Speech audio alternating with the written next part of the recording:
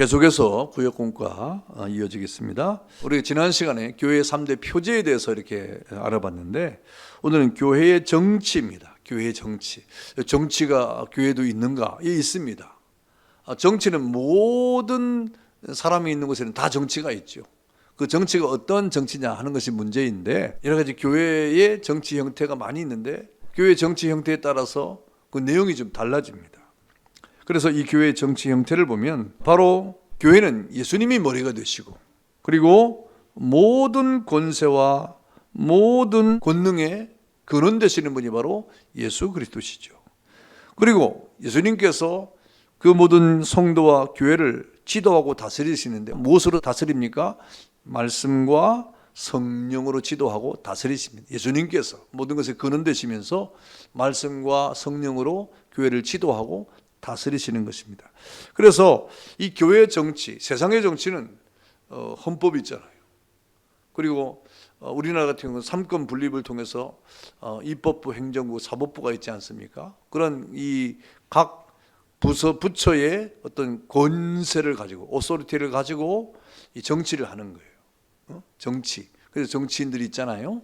그런데 교회는 예수님께서 모든 교회의 머리가 되시고 그리고 모든 권세의 근원 되시는 분이 바로 예수님이에요. 그리고 예수님이 그 권세를 가지고 다스리는데 무엇으로 다스리느냐? 말씀과 성령으로 지도하고 다스립니다. 이거는 분명히 해야 되죠. 그래서 교회 헌법이라는 것이 아니라 말씀과 성령으로 다스린다. 성령으로 다스린다 하는 것입니다. 에베소서 1장 22절 23절 말씀해 보니까 또 만물을 그 발 아래에 복종하게 하시고 그를 만물 위에 교회의 머리로 삼으셨느니라. 교회는 그의 몸이니 만물 안에서 만물을 충만케 하시는 이의 충만함이니라 그랬습니다. 사도행전 20장 28절에 보니까 여러분들은 자기를 위하여 또는 온 양떼를 위하여 삼가라. 성령이 그들 가운데 여러분을 감독자로 삼고 하나님이 자기 피로 사신 교회를 보살피게 하셨느니라. 그러니까 교회를 성령과 말씀으로 다스리게 했다 이 말입니다. 예수님이 교회의 머리가 되시고 성령과 말씀으로 교회를 다스린다. 이 교회 정치 아주 중요한 그런 내용입니다. 이런 교회 정치의 어떤 내용을 가지고 그 형태가 무엇인가를 한번 우리가 알아봐야 되는데 이 교회 정치의 형태가 몇 가지가 있습니다. 6가지가 6가지. 현재 우리가 구분하고 나타낼 수 있는 교회 정치의 형태가 6가지입니다. 그 첫 번째는 교황 정치가 있고요. 그 다음에 감독 정치가 있고 또 회중 정치가 있고 그 다음에 에라스티안 정치라고 하는 이 국가주의 정치입니다. 국가주의 정치. 그 다음에 무교회 정치, 장로회 정치가 있어요. 이런 6가지의 정치 형태가 있다 하는 것을 여러분 기억하시고 오늘 그 내용을 이렇게 간단하게 한번 살펴보겠습니다. 이 교황 정치는 뭐냐? 우리가 교황이란 말 들어봤잖아요. 근데 이 교황 정치는 바로 로마 교회를 두고 하는 말이에요. 로마 교회. 이 로마 교회라고 하는 것은 바로 이 교황을 수장으로 하는 그런 정치 형태를 가지고 있는 그런 교회를 말하죠. 이런 교황 정치와 유사성을 띠고 있는 교회가 헬라 교회예요. 그 다음에 동방 정교회입니다. 이 동방 정교회는 슬라브 민족으로 이렇게 이동을 했는데 바로 러시아 종교회라든지 뭐 그런 러시아 중심하고 그 주변의 여러 국가들이 이 정교회가 발전을 했는데 거기도 대주교가 있어요. 교황과 같이 대주교가 있습니다. 그래서 이 교황 정치는 교황을 수장으로 하는 또는 대주교를 수장으로 하는 교회의 정치를 하고 있다 하는 것입니다. 그래서 이 로마 교회는 자신들의 교회 안에 사도들의 후계자, 사도들 가운데서 특별히 수위를 차지하고 있는 수제자, 베드로의 후계자가 있다고 주장합니다. 예수님의 제자가 12명이 있었잖아요. 그런데 12명의 제자 가운데 보통 수제자가 누굽니까? 베드로라고 말하지 않습니까? 그 베드로를 첫 번째 1대 교황이라고 생각합니다. 그 다음에 그 후계를 따라서 지금 계속 교황이 등장하고 있는데 그 사람을 로마 교회는 교황이라고 부르게 되는 것입니다. 그런데 이 교황은요 절대 군주의 권위를 가지고 있어요. 그래서 우리 세계사 역사를 공부를 하다 보면 이 교회의 교황과 그 제국의 황제가 서로 대립을 하는 경우가 참 많습니다. 그런데 교황이 더 권세를 가지고 있어요. 교황이. 그래서 뭐 카노사 굴욕이라든지 이러한 이 역사의 어떤 장면들을 보면 황제가 교황 앞에 무릎을 꿇고 교황이 뭐 이렇게 그 황제에게 재산도 내려주고 뭐 이런 일들이 많이 있습니다. 이렇게 교황은 절대 군주의 권위를 가지고 있고요. 또 교회를 지배합니다. 그리고 이 교황은 오류가 없는 한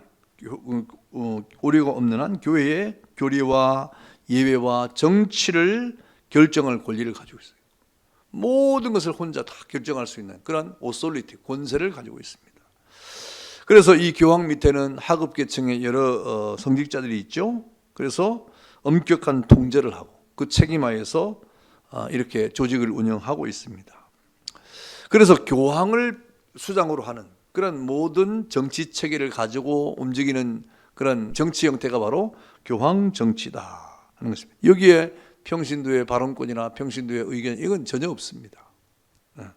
그래서 이런 정치는요 성경에 나타나지 않고 있어요. 성경에는 전혀 조화되지 않는, 성경과는 전혀 관계가 없는 그런 정치 형태죠. 여러분, 성경은 이러한 정치의 근간이 되고 있는 베드로도 수장으로서의 권위를 인정하지 않습니다. 오히려 여러분, 이 베드로가 얼마나 문제가 많은 사람이었습니까? 그 베드로가 어떤 전혀 문제가 없는 그런 사람으로 존재하지 않고 그도 역시 죄인이었고 그도 역시 구원이 필요한 그런 사람 아닙니까? 그래서 교환 정치는 성경적 정치라고 말할 수가 없는 것입니다.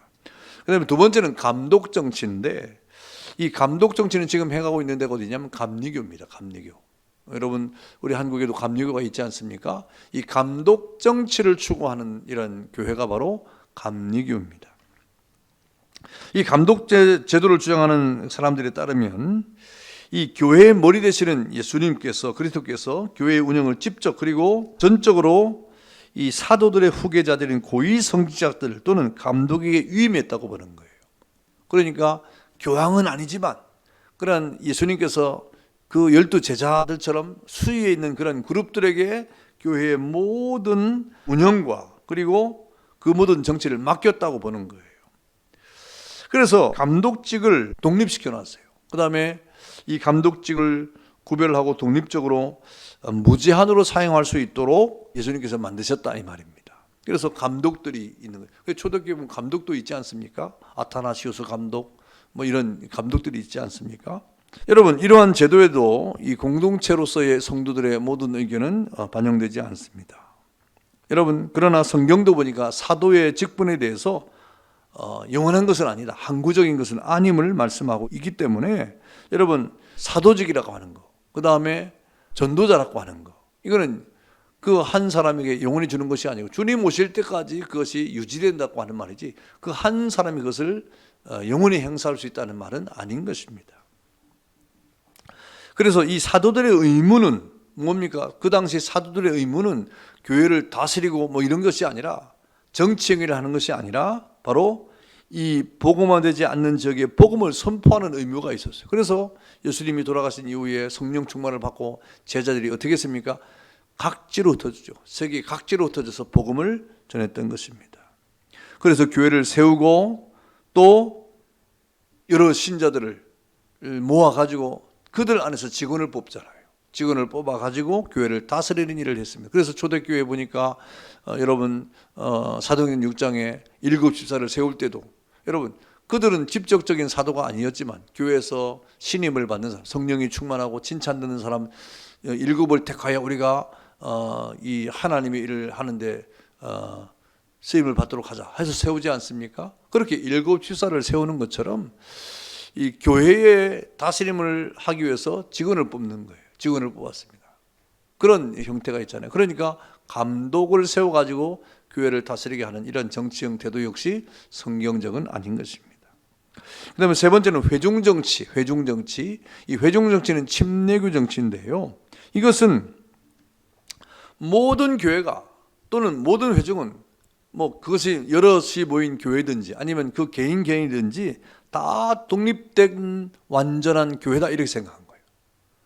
각각의 독립성을 가지고 있는 교회다 이렇게 생각했습니다. 그래서 자치권을 그것이 개인이든지 아니면 몇몇이 모여있든지 관계없이 다 자치권을 주었어요. 뭐 개인이 뭐 혼자 결정할 수 있다 이거죠. 독립적으로. 그래서 자신의 치리권은 자신에게 있다고 생각해요. 누구에게 의해서 치리를 다스림받는 것이 아니라 스스로 다스리는 그러한 어떤 형태를 띄우게 되는 것입니다. 단지 교회를 우리가 이루는 것은 그 직원들을 통하여 가르치고 교회의 여러 가지 관리를 위해서만 필요한 것이다. 이렇게 생각을 한 것이죠. 그래서 이 교회의 회원으로서 그들이 가지고 있는 것 이상의 다스릴 권한을 받은 적이 없다 이렇게 생각합니다. 이게 회중정치예요. 침략의 정치예요. 그러나 이러한 회중정치도 하나님 말씀과는 일치하지 않습니다. 그 이유는 무엇입니까? 개교회의 독립성을 지나치게 강조하면 우리가 앞서서 교회의 특성을 말했잖아요. 교회의 3대 표지 이전에 우리가 배울 때 교회의 특성을 말했지만 통일성이 있어요. 통일성. 그런데 여러분 개교회의 독립성을 지나치게 강조하면 교회의 통일성이 파괴되는 것입니다. 그래서 결국 교회의 분열을 초래하게 되는 것이고 교회가 독단에 빠지게 되고 그리고 교회 문제가 발생했을 때 스스로 해결하지 못할 게 다른 데 호소할 데가 없는 거예요. 스스로 그것을 치리를 해야 되니까. 이게 굉장히 위험한 요소가 많이 있는 것입니다. 그래서 이 회중정치는요, 사실은 제도적 교육을 통해서 목사가 나오지 않아요. 그냥 은혜 받으면 누구든지 말씀을 전하시고 은혜 받으면 누구든지 목사가 될 수 있어요. 뭐 이런 것이 회중정치입니다. 회중정치. 그래서 뭐 이렇게 예배를 드리다가 누가 은혜 받은 사람이 있으면 나와서 기도하십시오. 이렇게 되는 거예요.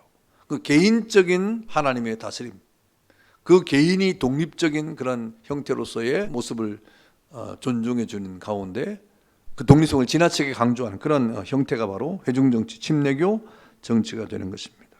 그 다음에 에라스티안 정치가 있는데요. 이 에라스티안 정치는 바로 국가교회 정치를 말하는 것입니다. 이 국가교회 정치는 흔히 우리가 말하는 대로 영국의 성공회나 독일 교회가 지금 그렇습니다. 교회를 국가에서 관장하는 거예요. 독일은 목사가 준공무원입니다. 그래서 나라에서 월급이 나와요. 나라에서. 독일이 바로 그런 국가주의 형태의 교회를 띠고 있고요. 그보다 더 이렇게 국가적인 형태를 띠는 교회가 성공회입니다. 영국의 성공회죠. 이 에라스티안 정치는 이 정치제를 주장했던 에라스투스의 이름을 따서 온 것인데 이 국가교회 정치와 같은 것으로 이해할 수 있습니다.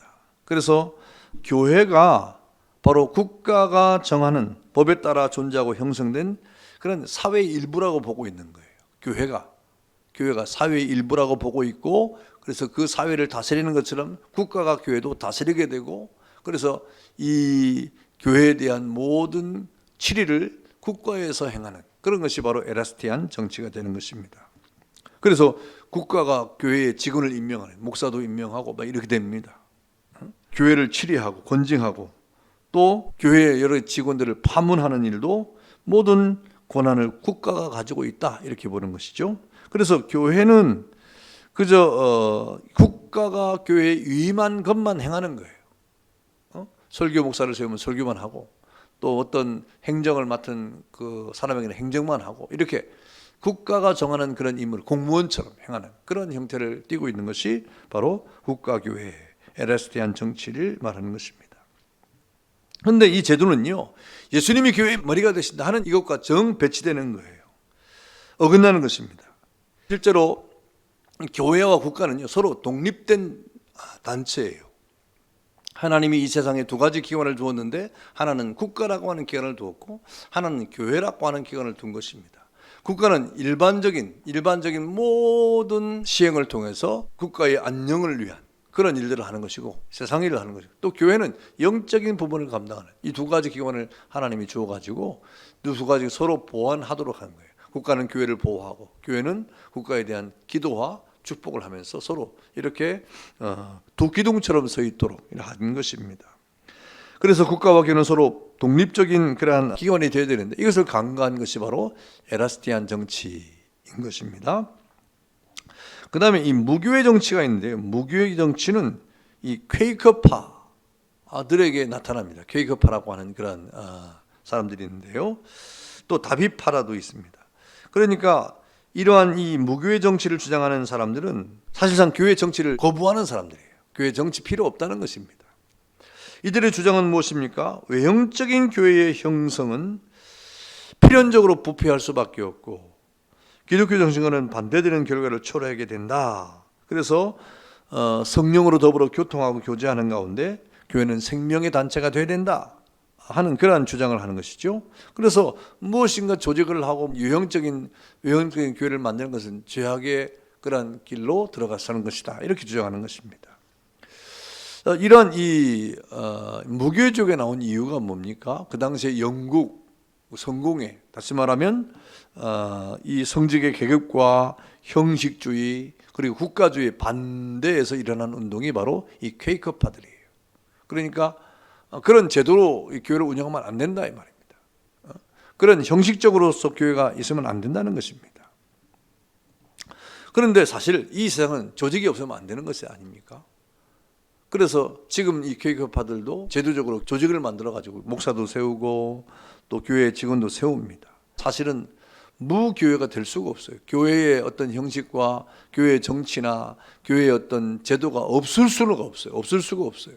이 지상교회는요, 그런 제도를 통하여 하나님의 거룩한 교회의 자세를 가지고 가야 되는 것입니다.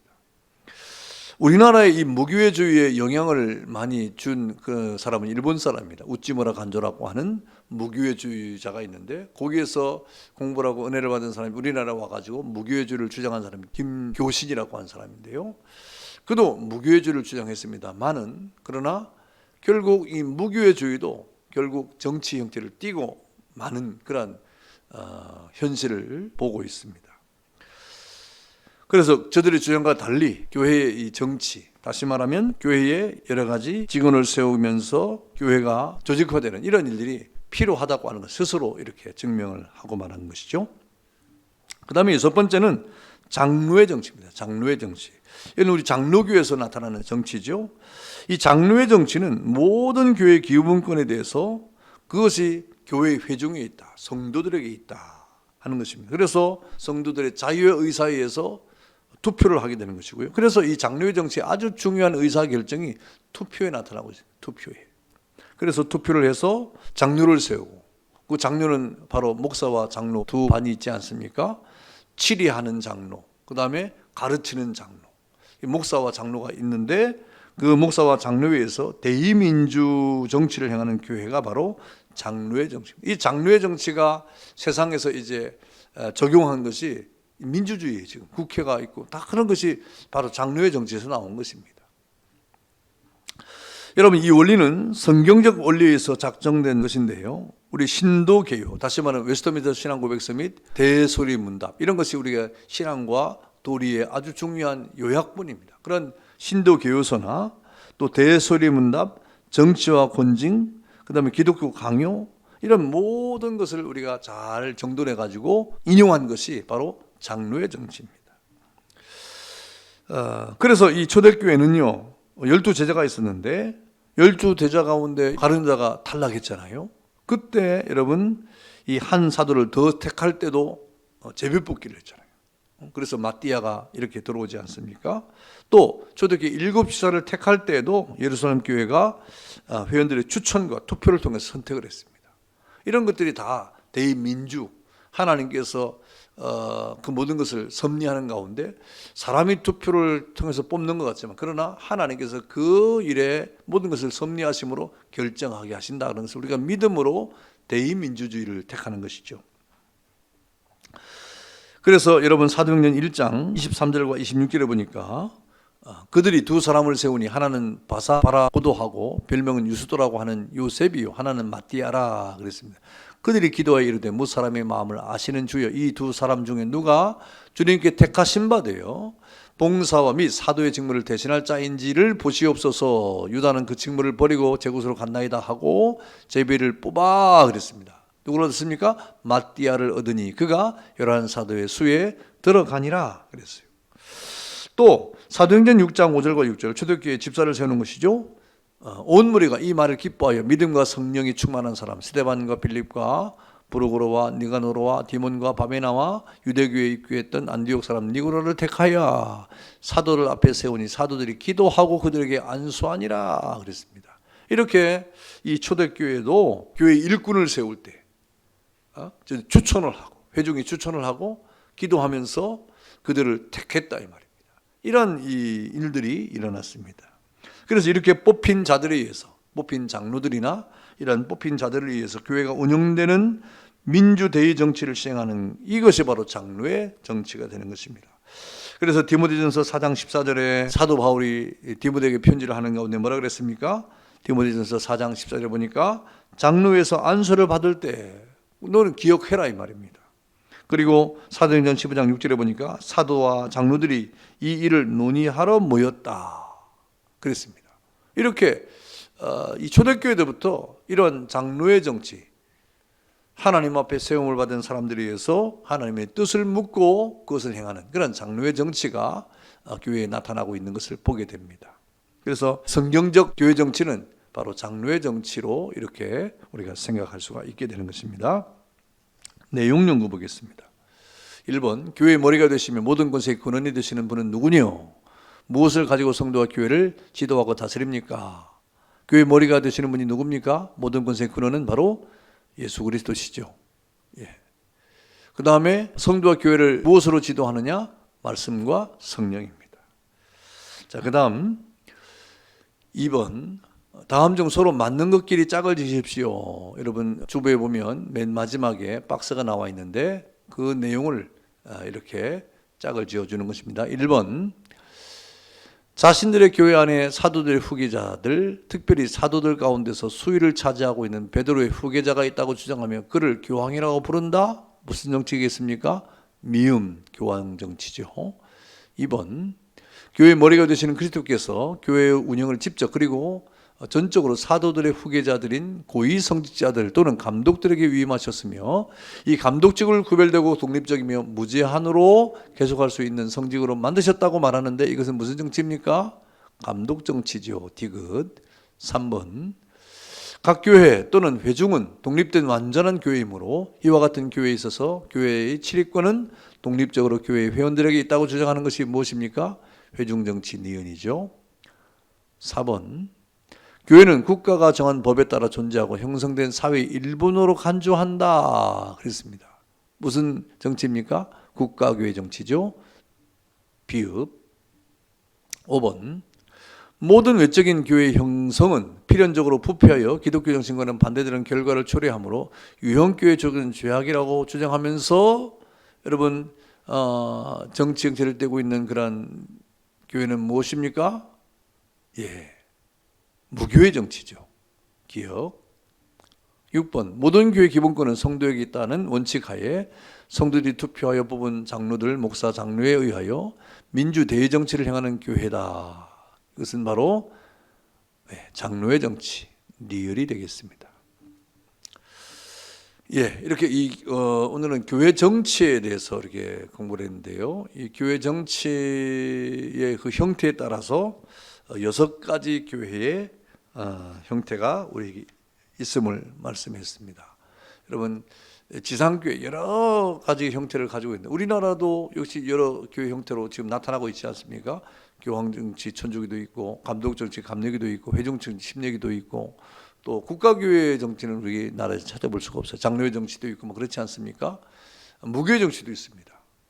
무교회 정치도 있고 우리나라는 감독정치나 회중정치나 할 것 없이 다 장로회 정치를 취하고 있어요. 왜? 장로회가 지금 한국교회 70%를 차지하고 있기 때문에 이름은 감독 정치를 하고 이름은 뭐 회중 정치를 하고 있지만 그러나 장로의 정치를 지금 사용하고 있는 것을 보게 됩니다.